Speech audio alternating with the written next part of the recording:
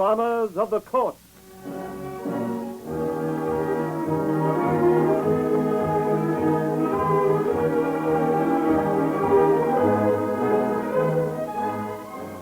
We present the dramatic story of our court, where daily the unbiased administration of justice is dealt to rich and poor alike. These dramatizations in fictionized form are typical of the human interest dramas that daily crowd our courts. Tonight, the Cleverland case.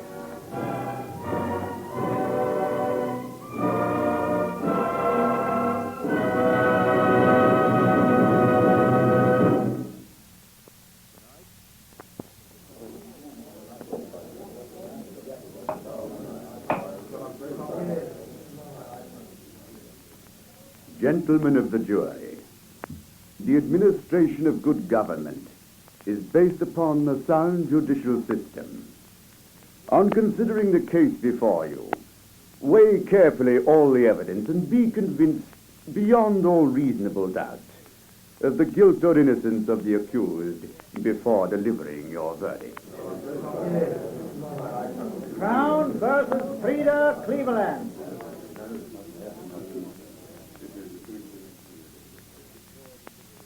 The nightmare which involved Frida, my wife, and myself in what the newspapers were pleased to call the Cleverland case began on the night of August the 14th.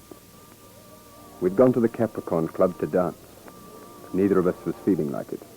Just before we left home, we'd had a stupid quarrel over nothing. Is that the second or the third bottle? It's the first. Oh. How easily your arithmetic is affected. Look here, Frida, if you want to be unpleasant... Must you shout? People are looking. You'll be better off on your own for a while. Excuse me. I went to the cocktail bar. I stayed away 15 minutes. Frida and I, for the last 3 months, couldn't hit it off. I didn't know what was the matter. Then I thought I'd give it another chance. I'd go back and apologize.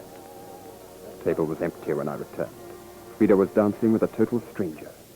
To me, though apparently not to her. A short, dapper, black-haired fellow, obviously foreign. I am at the Wentworth apartments, Frida. Why not renew a mutually enjoyable acquaintance? I'm married now, Tony. Is that the lucky man at the table? The one with the frown? Yes. Really? Then come closer, my dear. Let us give him something to frown about.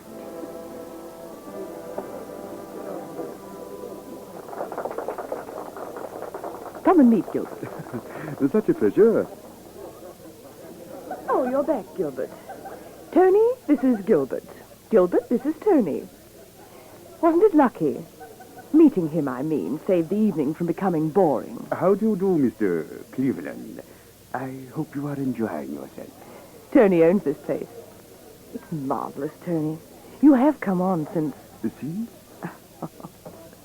Since we last met. Your cloak, Frida. Ah, but surely you are not leaving. I find the orchestra loud, the wine lukewarm, and the company offensive. Come on, Frida. Frida, I'll have to go. come and see me soon. I'll try. Good night, Tony. Hasta la vista.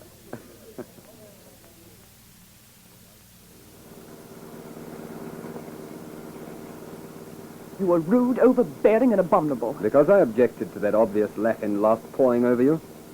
You've met him before? Yes. Where? Before I met you. I didn't imagine from your conduct towards him that it could have been afterwards. That's the rotten sort of thing I'd expect from you. Stop the car. What do you think you're doing? I'll walk.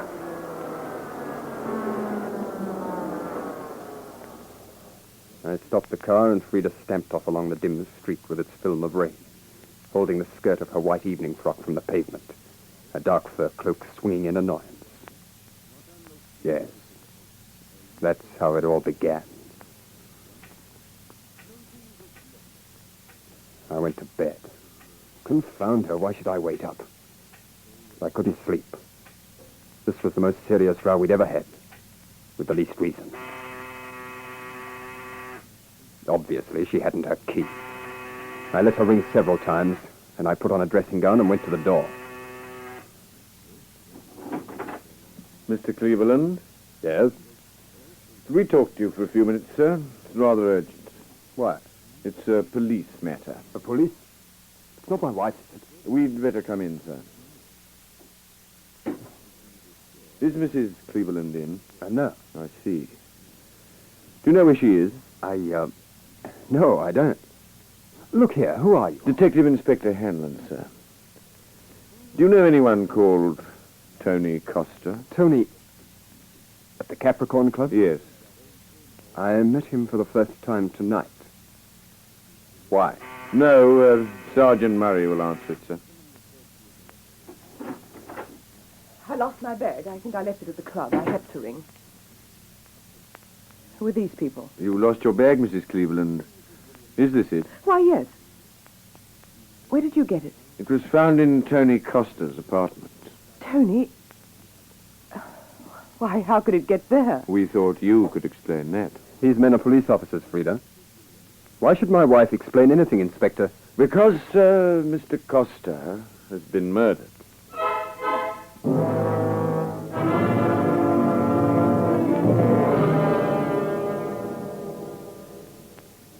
So, the nightmare began. And I was present at that ghastly operation they call a lineup. Frida in that whitewashed room with a dozen other women all in evening dress, standing under the glaring lights. All right, bring in the lift man, Constable. Yes, sir. Lift man, Inspector? A question of identification, Mr. Cleveland. Good heavens, you don't think my wife did it, do you? Please be quiet, Mr. Cleveland. The lift man, still in uniform, went slowly along the line. Slowly. This was agony. Until he came to. Frida. It was this one. This is the woman. And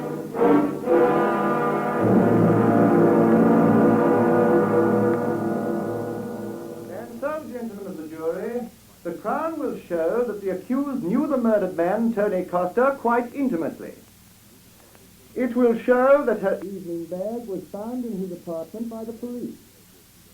That a woman answering to her description was seen by the lift man at the apartment house at the time which medical evidence suggests was the hour that the fatal blow was struck with a bronze statuette of the Venus de Milo. The Crown will show that the accused woman there in the dock is guilty of the sordid and horrible crime of murder.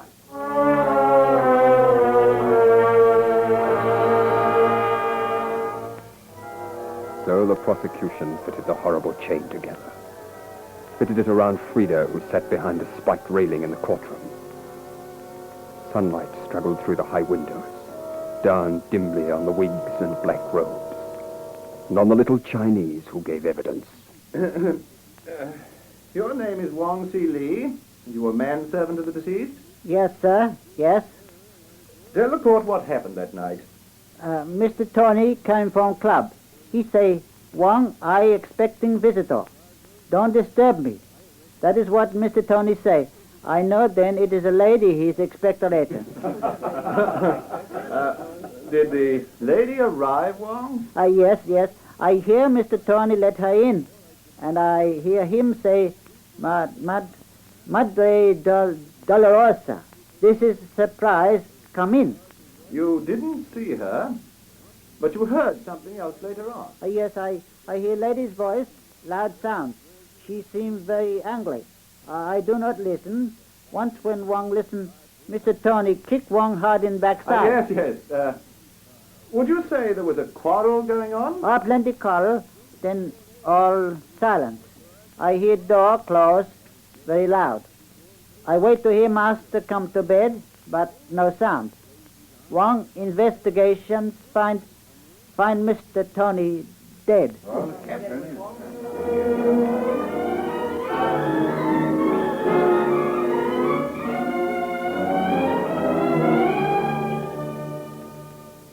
Thomas Craig. You were the liftman on duty that night at the apartment. Yes, I was. Came on at 8 o'clock. What happened at 1 o'clock? I was on the ground floor. Someone rang from the fifth. I was having a fag, so I thought maybe they could wait a minute. Then I took the lift up. As I was doing it, the bell rings again. Impatient, some people is, real impatient. Then I stops the lift. No one there. I steps out and I sees a woman in a white evening dress and a fur coat with a hood over her head going down the stairs. She sort of turned. It was that woman there, sir.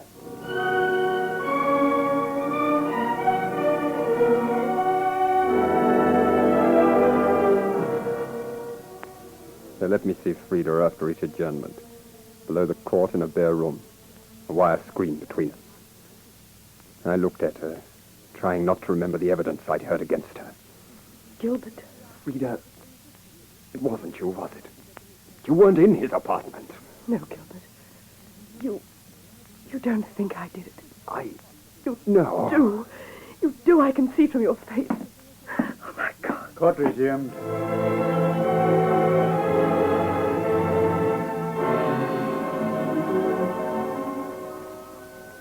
You say you wandered the streets when you left your husband in the car, Mrs. Cleverland. Yes, I walked. You walked? You walked where? Anywhere. I don't remember. You walked to the department of the deceased. No. But you said you couldn't remember where you walked. I didn't go there. Miss Cleveland, do you love your husband? Yes. Did you love Tony Costa? No. Did you ever love him? I love... No. Did he love you? I don't know. Did he ever in the past make love to you? Yes, he did. But it was several years ago. There was no harm in it.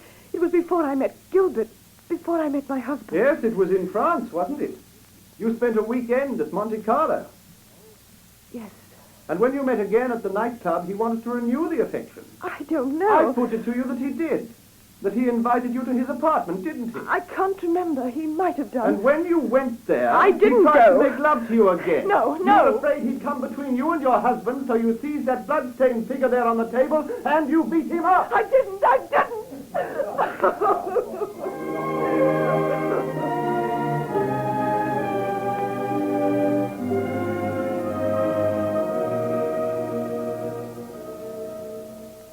While we waited for the jury, I didn't go down to see her. I knew she'd want me to, but I couldn't. A weekend at Monte Carlo. That had hit me. With a fellow like Costa. I didn't bear thinking about it. The prisoner will rise and face the jury. Gentlemen of the jury, how do you find the prisoner on the charge of murder? Guilty or not guilty? We find the prisoner guilty. Guilty? I looked at Frida, standing there in the dock. And she looked out over the court, her eyes agonized. Gilbert! The prisoner's going to... I fought my way to her. My heart seemed to burst within me. She was my wife and I loved her. I couldn't believe her guilty. I couldn't.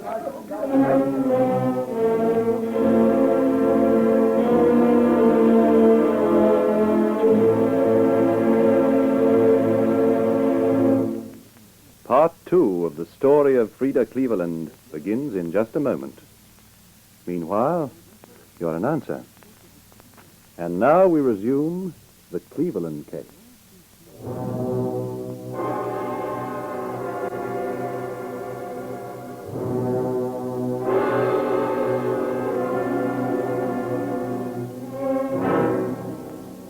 Frida was lodged in Brixton Prison. For a whole week since she was sentenced, she'd been there. And only now can I go to her.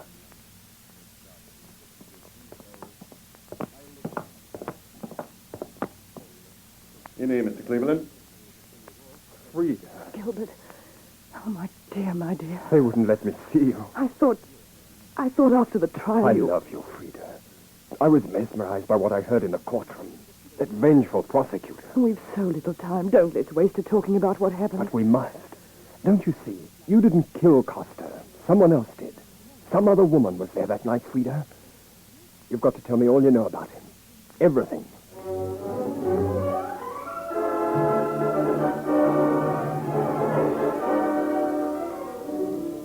The police department is quite ready to give you any information on the case that you want, Mr. Cleveland. Nothing in this apartment has been touched. Only Costa's solicitors have been here and Wong. Did you inquire into Costa's past life, Inspector? We did. That's how we found out about your wife and him. As a man of his reputation, there would be many women. There were. Drawers of his desk are full of photographs. Look at these, all inscribed. Darling Tony from Lee, ever yours, Gloria. You've checked on these women? On all who were, present interests. Oh, I see.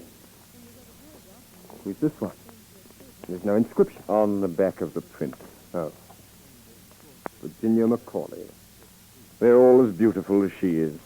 Any one of these women could have been in his flat that night. Mr. Cleverland, the jury found your wife guilty of the crime. I don't think she did it.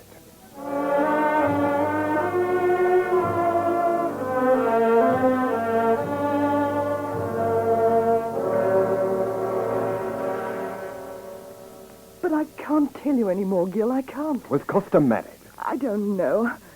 Oh, I've been thinking and thinking. Now, darling, think again about that night. Your evening bag. You did leave it at the club. I can't remember, Gil. I must have. If so, Costa would have found it and taken it to his apartment. Now think, Frida. Did you use the bag after we left? Your compact lipstick. Weren't in the club very long. I had no occasion to use my lipstick. Gil, I didn't take lipstick with me. I remember. I left it at home. Well, lipstick was in the bag. I examined it at Scotland Yard today. It couldn't be mine, Gil. You sure? It was dark red. I remember the name. Charmaine Cherry. Well, I'd never use that colour. Not at night with a white frock. I'm too fair. They said in court the lipstick was found on his desk. They assumed it belonged to you, Frida. Now, what sort of a woman would wear that colour, dressed as you were dressed?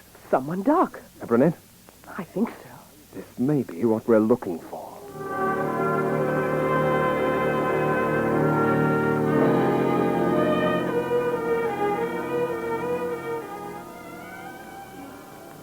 I found myself in the Strand. As I walked, I looked at every woman's lips. Red, orange, scarlet. Perhaps among them were the lips of the woman who'd been that night in Costa's apartment. One of the many thousands who used Charmaine Cherry. Hey, look out, Governor. Huh? Hey, want to knock a man off his ladder? I looked up at the bill poster and skirted his ladder. On the hoarding was an advertisement. Virginia Macaulay uses Charmaine Wild Cherry lipstick. Virginia Macaulay. Where had I heard that name before? There are many women. The drawers of his desk are full of photographs. Virginia Macaulay. Her photograph was amongst those in Tony Costa's desk. I looked up at the billboard. Virginia Macaulay appearing now at the Avonbury Theatre.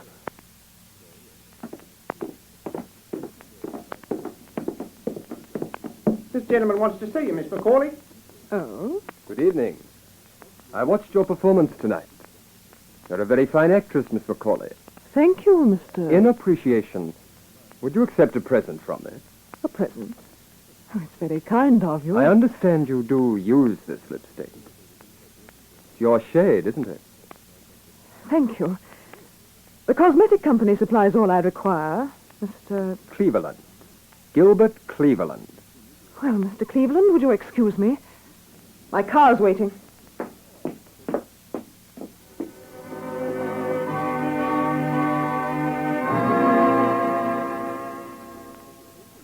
Is Miss Macaulay in the theatre? Sorry, sir. Miss Macaulay's off.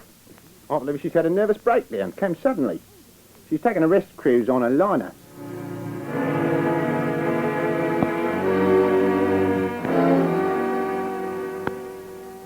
Gilbert. Oh, I thought I'd never see you again. Frida. Each. I leave tonight. Oh, Gilbert, please don't. In 10 days, you know what they'll do in 10 days. Hang by the neck until you are dead, the judge said. Frida. Oh, don't leave me. For God's sake, don't leave me. I've got to. There's just a chance, the slenderest chance, Frida, my darling, that I may have found the woman. I saw her 2 days ago, and tonight she leaves unexpectedly for Cairo. If you shouldn't be here when... I'll be here. I'll bring back proof. I must.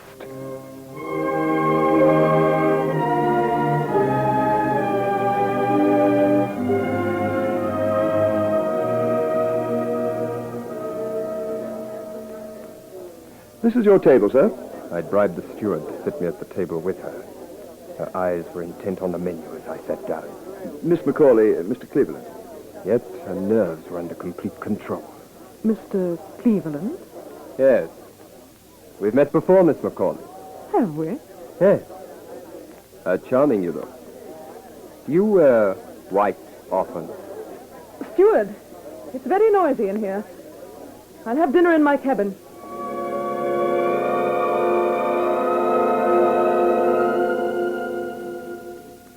If she was the woman, then she was aware I knew it. The newspapers had published Frida's trial widely. Then I would keep after her, make her speak. I had to. There were only 8 days to go. I sent a photograph of Tony Costa in an envelope to her cabin. She made no sign.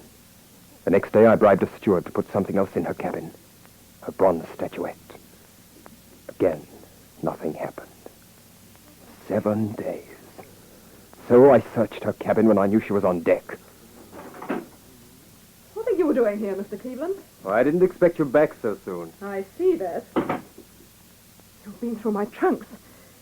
Just what does this persecution mean? You know what it means. You killed Tony Costa. You're obviously quite crazy. I followed you onto this ship. I'll follow you to the ends of the earth if necessary. You rotten swine. Why, Miss Macaulay, where's that composure? I know you've been through a great strain. It's unhinged your mind. But if you don't stop pestering me, I'll report to you to the captain. My wife is going to be hanged for something she didn't do. I know now that you murdered Costa, but I've no proof. But if Frida dies, then I'll kill you. Wherever you go, I'll find you and I shall kill you. Get out of here.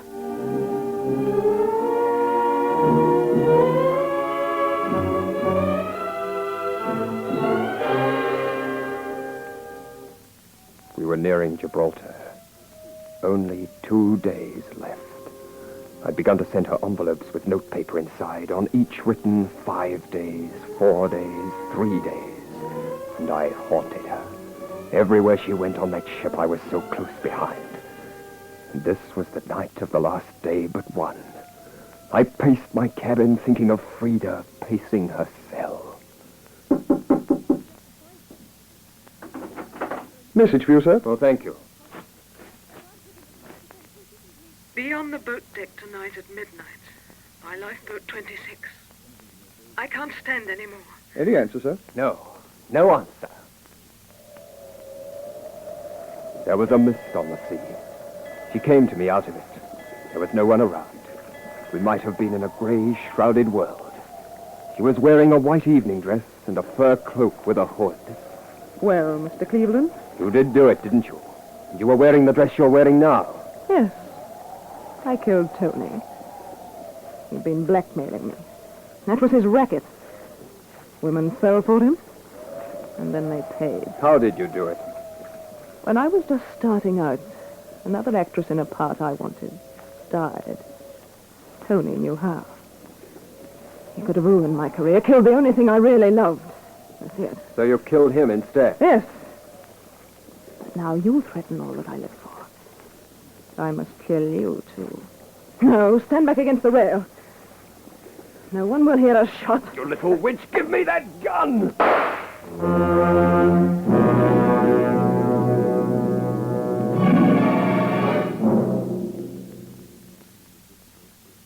Are you ready, Mrs. Cleveland?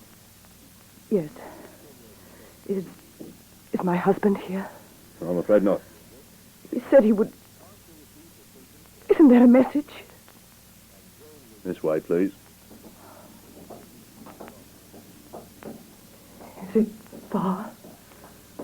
No. Through here.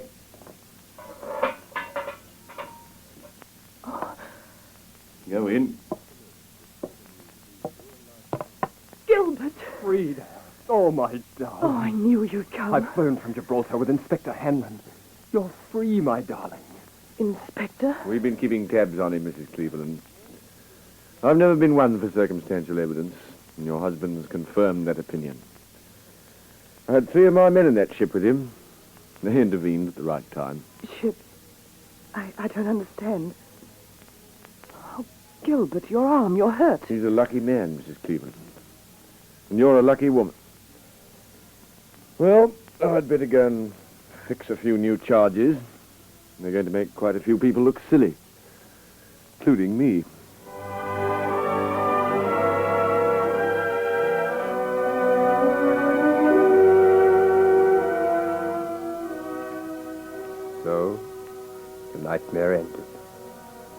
Had I doubted Frida's innocence, justice would have miscarried. And there would have been a different ending to the Cleverland case.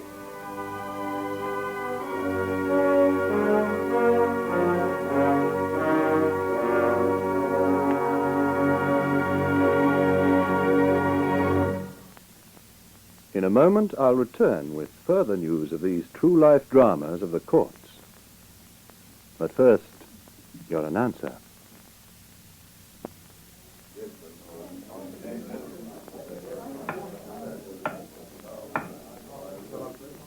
The court is adjourned until next week. Be listening next week, same time, same station, when we present another real-life story in Dramas of the Courts.